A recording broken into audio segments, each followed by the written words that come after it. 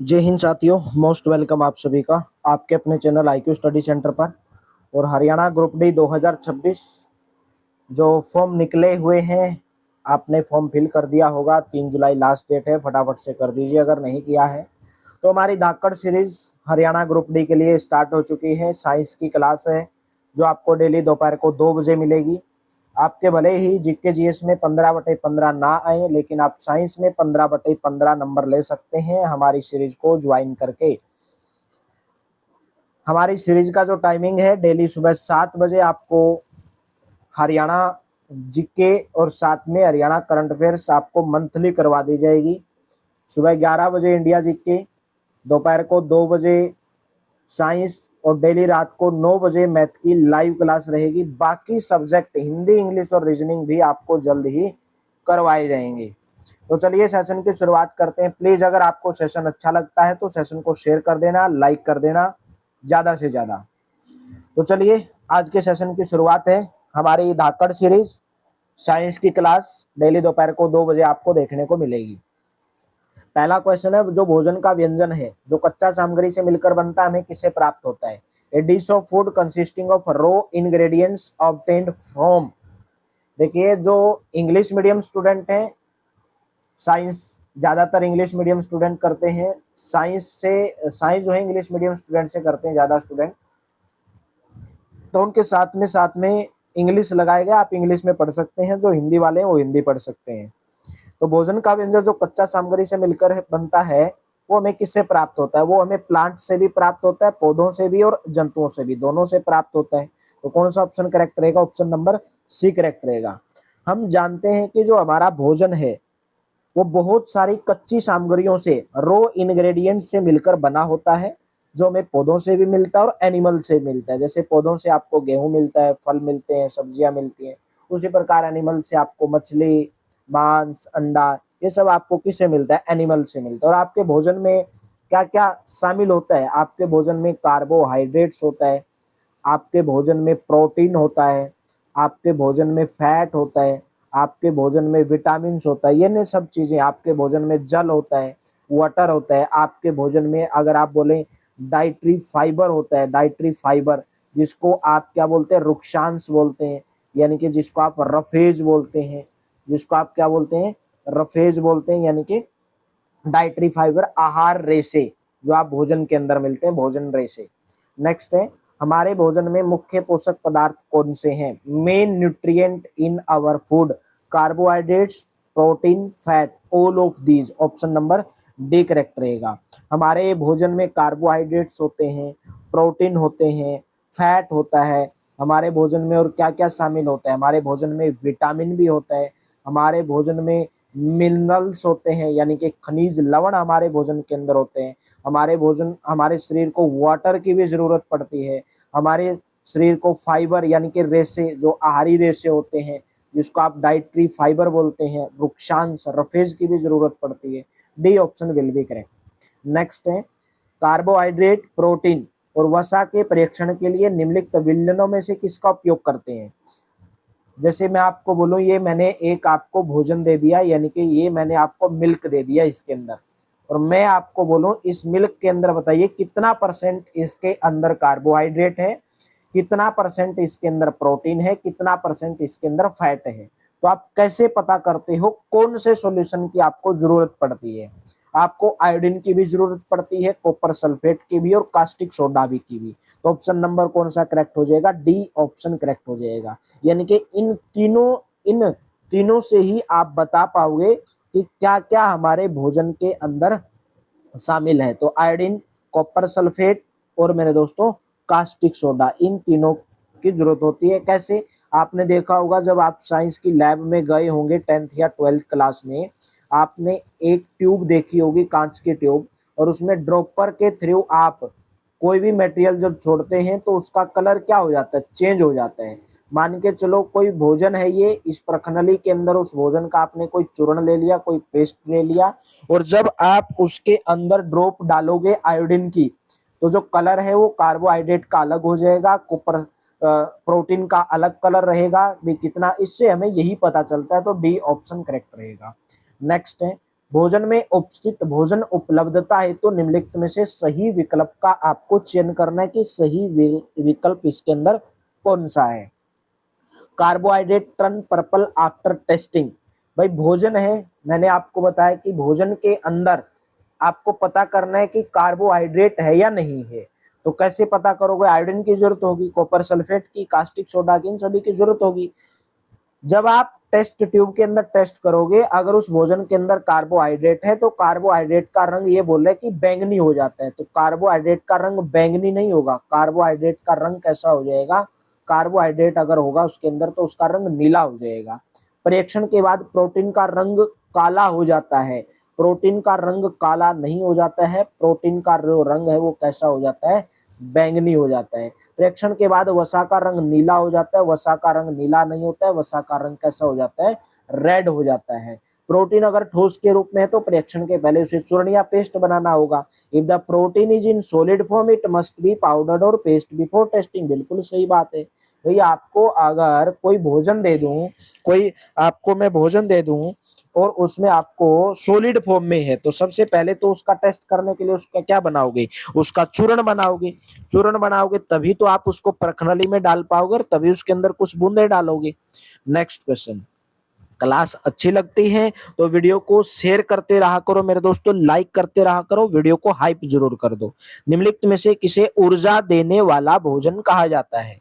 Protein युक्त भोजन।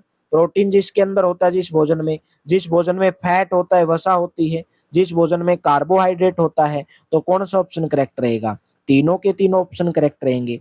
भाई आपको कार्बोहाइड्रेट, वसा और फैट, आपके भोजन में प्रोटीन भी होना चाहिए, फैट भी होना चाहिए, कार्बोहाइड्रेट भी होना चाहिए। उसी को क्या बोलेंगे हम? ऊर्जा देने वाला भोजन बोलेंगे। वसा से भी ऊर्जा में ऊर्जा मिलती है, प्रोटीन से भी मिलती है, कार्बोहाइड्रेट से भी मिलती है। Third option will be correct. समान मात्रा में कार्बोहाइड्रेट और वसा लेने पर ऊर्जा किसके अंदर आपको अधिक मिलेगी? मैं आपको बोलूं कि आपके पास एक भोजन, आपने कोई भी भोजन ले लिया, मान के चलो आपने मिल्क लिया और उस मिल्क के अंदर 2% कार्बोहाइड्रेट है और 2% उसके अंदर फैट है। कार्बोहाइड्रेट और फैट दोनों समान मात्रा के अंदर है, तो ज्यादा ऊर्जा आपको किससे मिलेगी? ज्यादा ऊर्जा आपको वसा से मिलेगी। यानी कि कार्बोहाइड्रेट से ज्यादा ऊर्जा होती है किसके अंदर? वसा के अंदर। तो बी ऑप्शन करेक्ट रहेगा।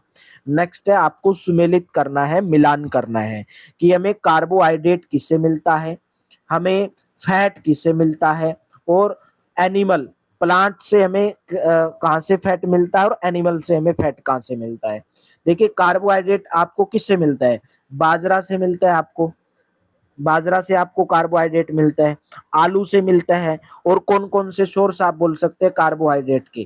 कार्बोहाइड्रेट आपको शकरकंदी जो आप खाते हैं, शकरकंदी से मिलता है, आपको गन्ना से भी कार्बोहाइड्रेट मिलता है, आपको तरबूज से मिलता है कार्बोहाइड्रेट, आम जो आप खाते हैं गर्मियों में उनसे भी आपको कार्बोहाइड्रेट मिलता है, चावल हो गया, बाजरा हो गया, आलू हो गया, गेहूं हो गया, मक्का हो गया, ये सब किसके सोर्स हैं?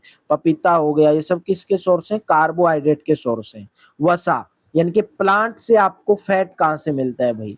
प्लांट कैसे फैट देते हैं भाई आपको? गिरी हो गई, मूंगफली, मूंगफली से आपको फैट मिलता है, मूंगफली। मूंगफली के बाद तिल से भी आपको क्या मिलता है? फैट मिलता है। उसी प्रकार एनिमल, मछली हो गई, घी हो गया, अंडा हो गया, मांस हो गया, सबसे क्या मिलती है आपको? वसा मिलती है। तो राइट ऑप्शन कौन सा बनेगा? डी ऑप्शन करेक्ट रहेगा। नेक्स्ट क्वेश्चन है, निम्नलिखित में से कौन सा कथन सत्य है? ट्रू स्टेटमेंट बतानी है।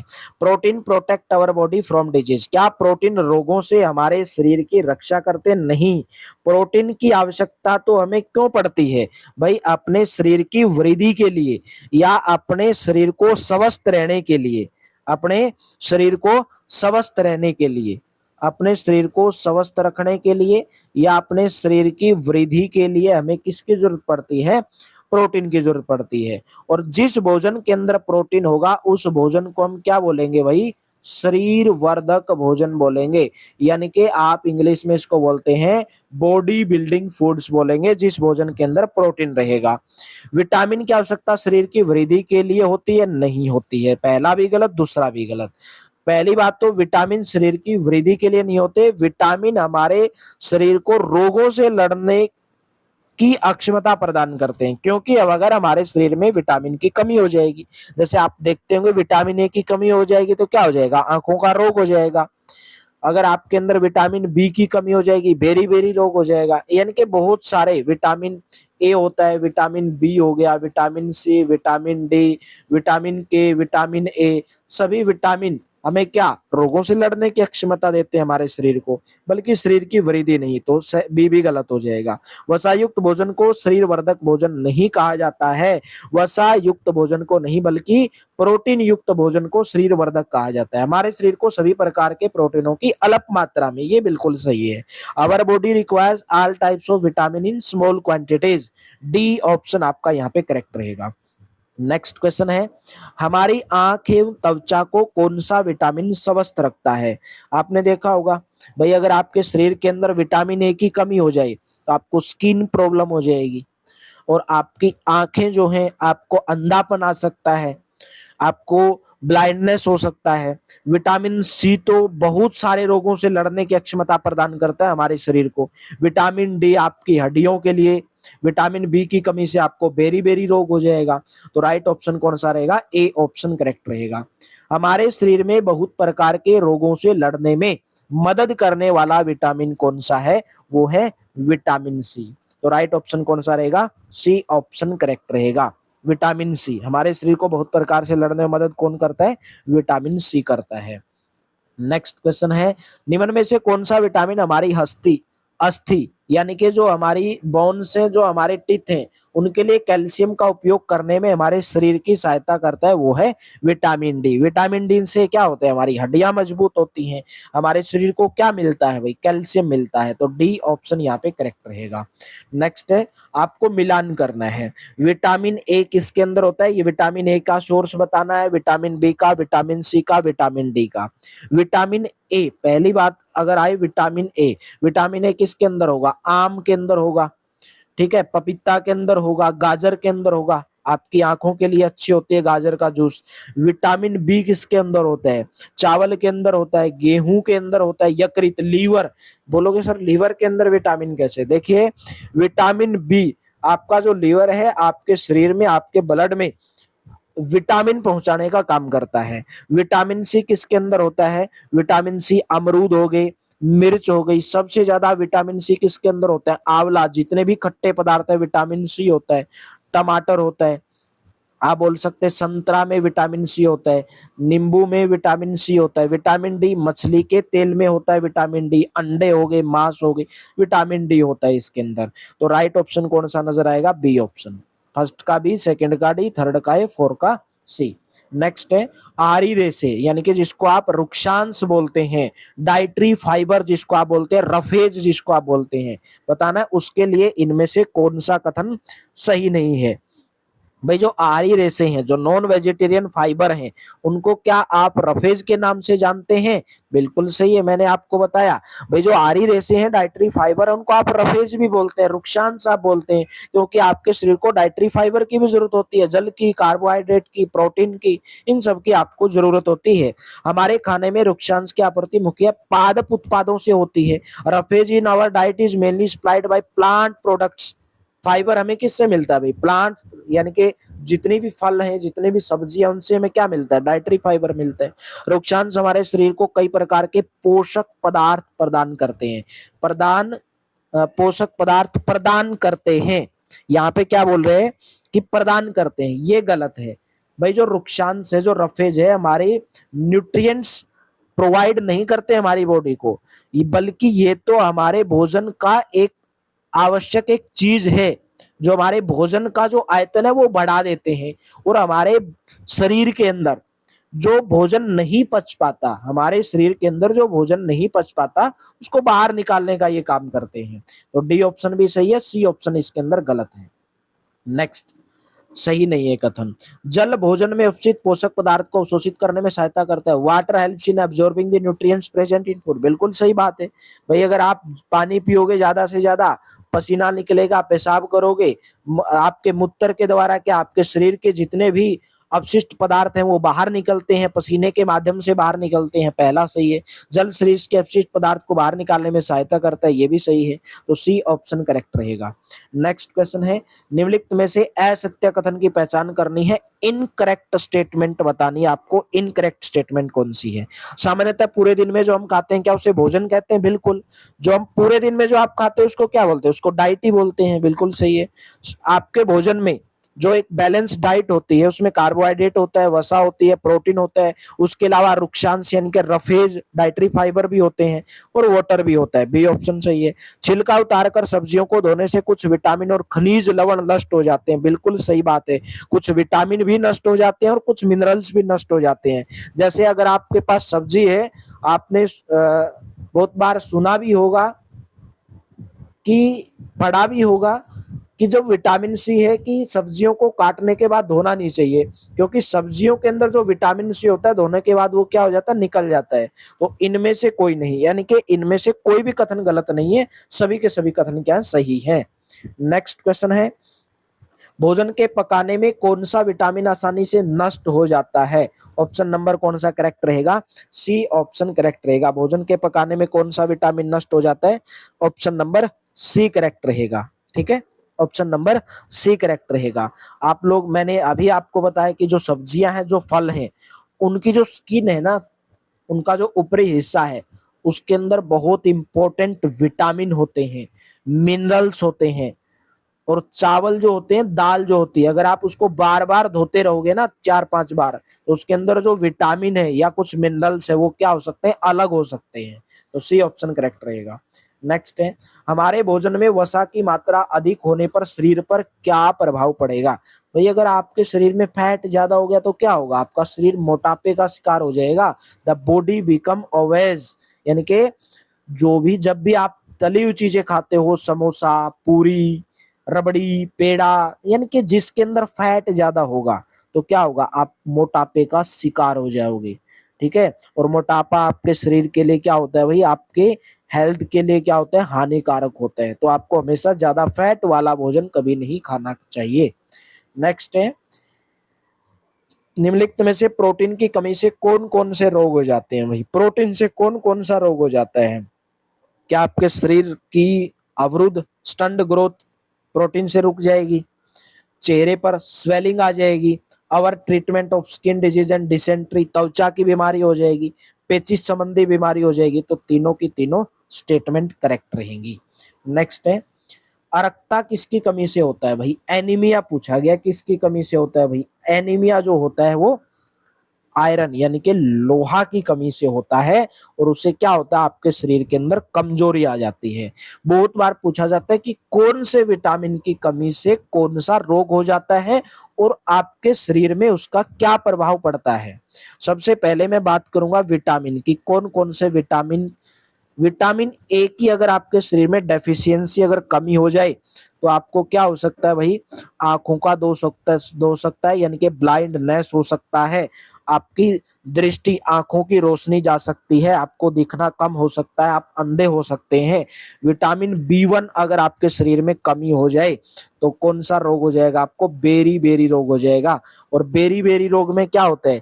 जो आपकी पेशियां हैं, जो आपकी मसल हैं, वो कमजोर हो जाएंगी, और आपका जो शरीर है, जो उसके अंदर एनर्जी है, वो कम हो जाएगी। विटामिन सी की अगर कमी हो जाए तो कौन सा रोग हो जाएगा? सकरवी रोग हो जाएगा। सकरवी रोग में क्या होता है? आपके मसूड़ों से खून निकलता है, अगर आपको कोई कट लग गया, कोई घाव हो गया, वो जल्दी से भरता नहीं है। विटामिन डी की अगर कमी हो जाए तो रिकेटस रोग हो जाए, आपके शरीर में कैल्शियम की कमी हो जाएगी, हड्डियां आपकी कमजोर हो जाएंगी। ठीक है, कैल्शियम की कमी से भी हड्डियां कमजोर हो जाएंगी, कैल्शियम की कमी से। ठीक है, उसी प्रकार आयोडीन, आयोडीन मोस्ट इंपोर्टेंट है। कौन सा रोग हो जाता है? गोइटर, जिसको आप घेंगा रोग बोलते हैं, घेंगा। और इसमें क्या होता है? आपके गर्दन की जो ग्लैंड है, आपके गर्दन की जो ग्रंथि है, आपने देखा होगा बहुत सारों की गर्दन फूल जाती है, तो आपकी गर्दन क्या हो जाती है? फूल जाती है, घेंगा, आयोडीन की कमी से। तो राइट ऑप्शन इसका एनीमिया होता है, लोहा यानी कि आयरन की कमी से। गोइटर रोग किसकी कमी से होता है? अभी मैंने आपको बताया, गोइटर रोग होता है आयोडीन की कमी से। नेक्स्ट है, अस्थियां यानी कि बोन एंड टूथ डिके, बहुत बार आपने बच्चों के दांतों को गिरते हुए देखा होगा, ऐसे टूट टूट के ऐसे गिरते रहते हैं, आधे आधे दांत रह जाते हैं। और बहुत बार बड़े आदमियों के भी ऐसे हो जाते हैं, बच्चों के ही नहीं। आपकी हड्डियां जो हैं कमजोर हो जाती हैं। तो किसकी कमी के कारण होता है वो? कैल्शियम की कमी के कारण होता है, विटामिन डी की कमी के कारण होता है। तो आपको मैच करना है भाई इनको। विटामिन ए से आपको क्या होगा? दृष्टि अक्षीणता यानी कि विजुअल इंपेयरमेंट हो जाएगी। विटामिन बी1 से बेरी हो जाएगा, विटामिन सी से सकर्वी हो जाएगा, और विटामिन डी से आपको रिकेटस हो जाएगा। तो राइट ऑप्शन कौन सा नजर आ रहा है? फर्स्ट का ए आ जाएगा और सेकंड का आपका भाई सी आ जाएगा। बी ऑप्शन करेक्ट रहेगा। नेक्स्ट है दुर्बल पेशी, यानी कि जो आपकी वीक मसल है और आपके शरीर के अंदर जो एनर्जी है, लैक एनर्जी, किस विटामिन की कमी से हो जाएगी? मैंने आपको बताया विटामिन बी1 की कमी से, बेरी जो रोग होता है। बी ऑप्शन करेक्ट रहेगा। किसी वस्तु को बनाने के लिए किसी पदार्थ का चयन किस पर निर्भर करता है? देखिए आपके पास जो भी चीजें हैं, मेज है, टेबल है, कुर्सी है, जो भी चीजें हैं, पंखा है, आपके हाथ में मोबाइल है, भाई किसके ऊपर डिपेंड करता है? कोई चीज, कोई मटेरियल से किसी वस्तु को बनाने के लिए किसी पदार्थ का चयन किसके ऊपर निर्भर करता है भाई? भाई based on the property of the substance, जिससे आप वो चीज बना रहे हो किस प्रकार की चीज है वो, भाई उसके अंदर कितना लचीलापन है, कितनी फ्लेक्सिबिलिटी है, कितनी मजबूती है। अगर गर्मी ज्यादा होती है, अगर गर्मी वो चीज रख दी, पिघल तो नहीं जाएगी, यानी कि उसके अंदर थर्मल रेजिस्टेंस कितना है, कोरोजन ज्यादा जल्दी जंग तो नहीं पकड़ लेगा वो। सबस्टांस के ऊपर डिपेंड करेगा आप उसके अंदर कौन सी चीज यूज कर रहे हैं। पदार्थ के उपयोग के आधार पर, based on the substance used. आपने देखा होगा बिजली के तार तांबा के बने होते हैं। क्यों बने होते हैं? क्योंकि वे अच्छा चालक होते हैं, तांबा अच्छा चालक होता है तांबा। तो पदार्थ के उपयोग पर भी और पदार्थ के गुण पर भी, दोनों पे डिपेंड करेगा किसी वस्तु को बनाने के लिए। तो right option A option correct रहेगा। नेक्स्ट है पदार्थ में क्या क्या आता है भाई? What are the substances? Substances क्या होते हैं? सबस्टांसेस क्या होते हैं भाई? Glass, metal, plastic, wood, cotton, जो भी आपके चारों ओर की जितनी भी वस्तुएं हैं जो एक से अधिक पदार्थों से मिलकर बनी है, चाहे वो कोई भी वस्तु है, वो क्या होती है भाई? वही तो पदार्थ होते हैं, वही तो सबस्टांस होते हैं। निम्नलिखित में से चमकदार सामग्री कौन सी है? Which of the following are shiny materials? Gold है इनमें शाइनी मटेरियल, तो रबड़, चौक, बुक, ये तो चमकती नहीं है। लेकिन आपने देखा होगा कुछ मटेरियल्स होते हैं वो एक टाइम के बाद उनकी चमक खत्म हो जाती है, लेकिन सोने की चमक खत्म नहीं होती। क्यों? क्योंकि सोने के ऊपर, सोना जो है एयर के साथ में और नमी के साथ में रिएक्शन नहीं करता है ज्यादा, धीरे धीरे। बहुत बार आपने देखा होगा सोने के ऊपर भी बहुत कम चमक लेकिन एक टाइम आता है कभी कभी जब वो ज्यादा नमी के संपर्क में आ जाए, कोई भी मटेरियल से जब ज्यादा नमी के संपर्क में आ जाए, ज्यादा एयर के बाहर एयर में रहे, तो क्या हो जाती है? उसकी जो चमक है वो फीकी पड़ जाती है। ए ऑप्शन करेक्ट रहेगा। द्युति में मोस्ट इंपोर्टेंट है भाई। द्युति में आपने हिंदी में भी देखा होगा, द्युति, द्युति का अर्थ होता है चमक, तो द्युति में का अर्थ क्या हो जाएगा? चमकीला। ऑप्शन नंबर सी करेक्ट हो जाएगा भाई, चमकीला। द्युति में का अर्थ होगा चमकीला। कठोर पदार्थ किसको कहा जाता है? Hard substances. तो वेरी इजी भाई, हार्ड सबस्टांसेस जिनको दबाना मुश्किल होता है और जिनको कंप्रेस, वही तो हार्ड मटेरियल होते हैं। जैसे लकड़ी है, लकड़ी के ना तो दबा सकते हो, ऐसा थोड़ी हाथ से दबा दोगे, ना उनको आप कंप्रेस कर सकते हो। कंप्रेस का मतलब उसको तोड़ मरोड़ के छोटा सा कर देना। जैसे गुब्बारा है, गुब्बारा को आप क्या कर सकते हो? दबा सकते हो, वो सॉफ्ट मटेरियल हो गया, सॉफ्ट सबस्टांस हो गया। लेकिन कठोर पदार्थ को आप ना तो दबा सकते हो ना कंप्रेस कर सकते हो। ठीक है। नेक्स्ट, निम्नलिखित में से कौन एक धातु नहीं है? लोहा, लकड़ी, सोना, सिल्वर। सीधी सीधी बात देख रही है, इसमें वुड जो है एक मेटल नहीं है, एक धातु नहीं है। नेक्स्ट, असत्य कथन बताना है, यानी कि आपको इनकरेक्ट स्टेटमेंट आपको बताना है कि इसके अंदर कौन सी इनकरेक्ट स्टेटमेंट है। पदार्थ जिसे संपीड़ित करना कठिन हो, ऐसे सबस्टांस जिनको आप कंप्रेस करना डिफिकल्ट होता है, उनको हार्ड सबस्टांस कहते हैं। बिल्कुल। ऐसे मटेरियल जिनको संपीड़ित यानी कि जिनको कंप्रेस करना या जिसको आप खरोंच सकते हो, जैसे रबर हो गया वगैरह वगैरह, वो कोमल होते हैं, सॉफ्ट होते हैं। बिल्कुल सही है। धातु में हमेशा चमक बनी रहती है, गलत है भाई। मेटल ऑलवेज रिटेन इट्स टस्टर, यानी कि ये गलत है, लस्टर नहीं होता है हमेशा, उसमें हमेशा चमक नहीं बनी रहती है उसमें दांतों में। सी ऑप्शन यहाँ पे गलत है। अविलेय शब्द का अर्थ क्या है? What does the word insoluble mean? अघुलनशील, प्योर, ओपेक या ट्रांसपेरेंट? इसका आंसर आपको होमवर्क में कमेंट बॉक्स में बताना है। क्लास अच्छी लगी हो लाइक करना, शेयर करना। कल से हम क्लास का, हर क्लास का जो हमारा टाइमिंग है 45 से 50 मिनट तक रखेंगे। सिलेबस पूरा आपको 3 महीने के अंदर कंप्लीट करवाया जाएगा। उसके बाद में साथ के साथ में पीवाईक्यू आपको करवाए जाएंगे।